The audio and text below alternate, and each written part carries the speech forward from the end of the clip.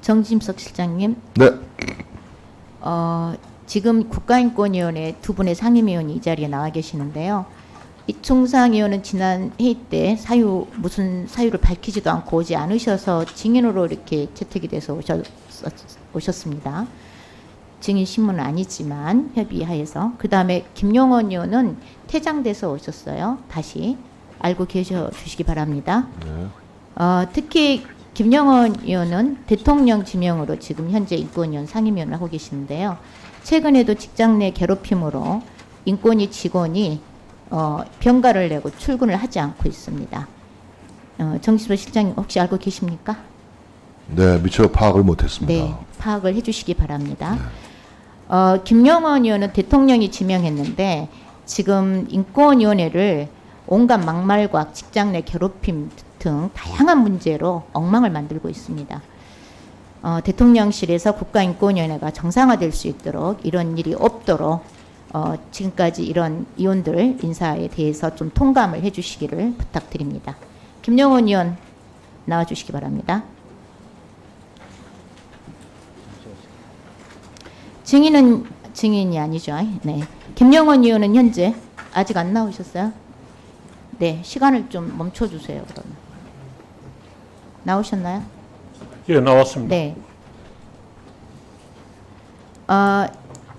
김용원 의원은 현재 최혜병 수사 은폐 혐의와 직무유기로 공수처 수사를 받고 있죠.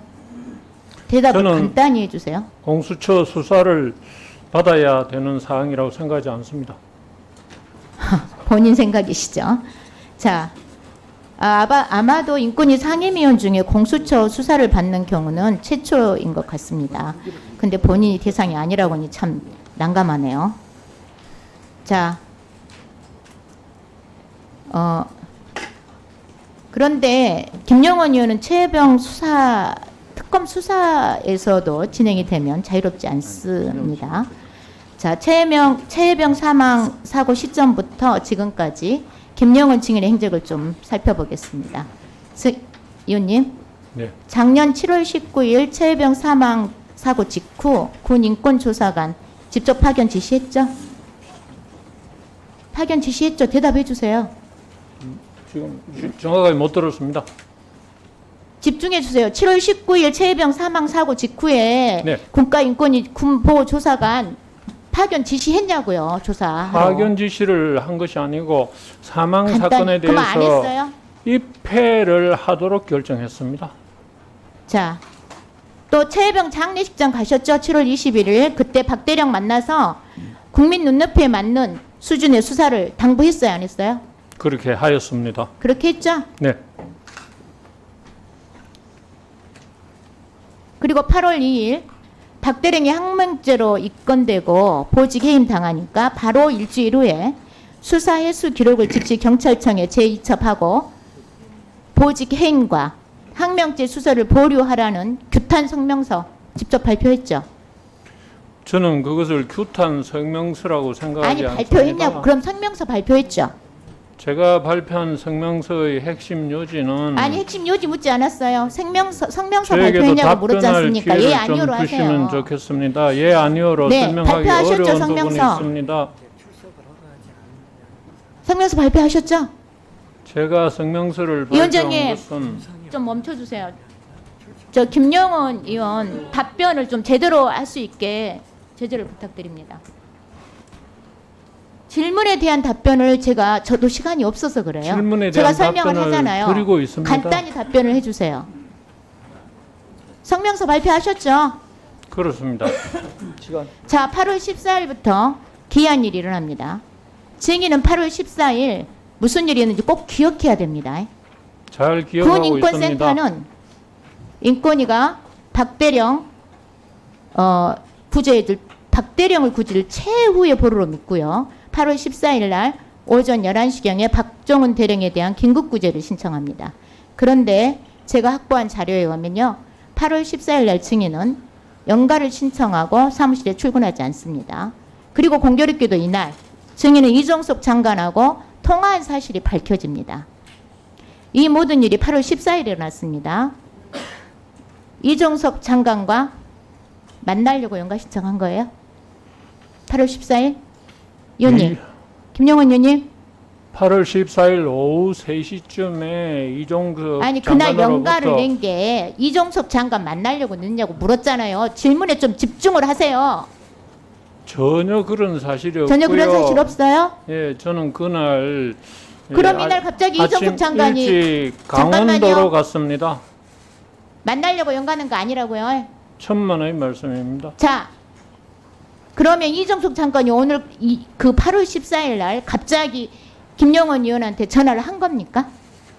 갑자기가 아니고 그 전 주말에 통화를 하고 싶다고 군인권 조사과에 요청을 했더니 연락이 되어서 그때 그럼 전화가 온 이종석 것입니다. 장관이 연락을 한 거예요? 그렇습니다. 그날 연락해서 통화했다는 거죠? 예. 그러면 지난 법사위 청문회에서 장관이 김영원 의원이 전화했다고 말했어요. 그러면 두 분 중에 한 분은 이증을 하고 있는 거네요. 누가 그거야 이증하는 거예요? 전혀 그건 사실이 아니고요. 그리고 그날 그 자, 박종훈 대령은 인권 침해 자, 진정서가 말이 다르잖아요. 접수됐는지 의원님, 어떻는지 저는 의원님, 전혀 알지 김영원 못하는 의원님, 상태였습니다. 전화를 지금 이정수 장관이 했다고 했잖아요. 그러니까 법사위 답변하고 다릅니다. 두 분 중에 한 분은 이증을 하고 계신 거예요. 자, 김영원 의원님, 혹시 이정섭 장관에게 통화하면서 지시받은 거 있으세요? 이종섭 장관이 저에게 지시할 위치에 있지 않습니다. 위치에 없어요? 그럼 지시한 거 없다 이 말인가요? 지시할 아니면 위치에 있지 지시가 않고 지시한 아니지만 뭐 사실도 대화를 없고 해가지고 지시한다 이렇게 저렇게 하더라도 하라고 맞지 한 적 않습니다. 있어요? 네? 이정섭 장관이 뭘 요청한 거 있으면 통화 내용이 뭐예요? 뭐라고 뭐 때문에 통화하신 거죠? 통화한 이유는 여러 차례 밝혔습니다만은 왜 이렇게 이 경찰로부터 간단히 회수한 말씀해 주세요. 자료를 즉시 반환하는 것이 옳으냐 타당하냐에 대해서 이 군인권 보호위원회의 결정을 설명하기 의원님. 위한 것이었습니다. 자, 전 답변이 할 때마다 다르시네요. 지난번 한 거랑. 다르지 지난번에는 않습니다. 공고를 저는 뭐 똑같은 했다 뭐 이런 말을 답변을 반복하고 하셨는데. 있습니다. 자, 의원님 공수처에 통화 기록은 제출했어요? 공수처 수사 지금 대상이잖아요. 수사 기록 통화 기록 제출했습니까?